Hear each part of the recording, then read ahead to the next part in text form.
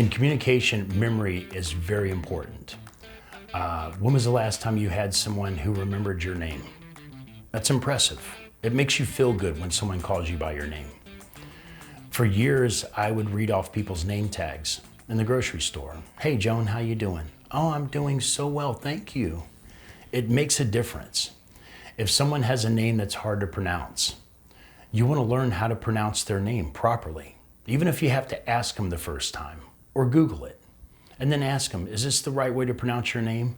And then remember how to pronounce their name properly. Because when you follow up with them and you call them by their name and you pronounce it properly and everybody else gets their name wrong, you've instantly, it's a pattern interrupt immediately because you're breaking down that wall, that telemarketer wall, and you're building rapport with them, especially if their name is not easy to pronounce. People mispronounce their name all the time. So when someone does pronounce their name properly, it's very impressive. It's a great pattern interrupt.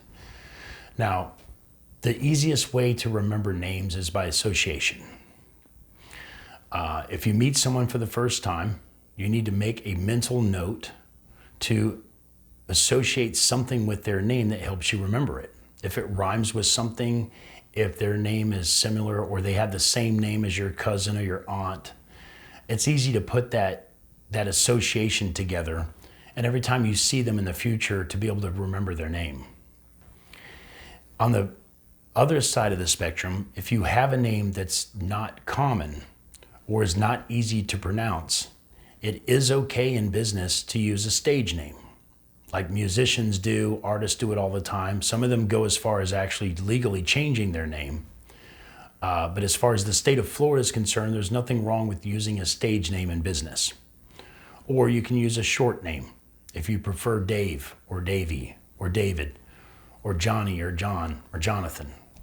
I prefer John Wayne because it's easy for people to remember. That is a reverse pattern interrupt. I've given them a way to memorize my name up front, and it makes them feel better when they remember my name. And every time they call, they say, how you doing, Pilgrim?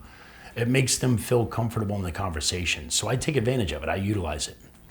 If you have a name that's uncommon, there's nothing wrong with using a stage name so that it's easy for people to remember you.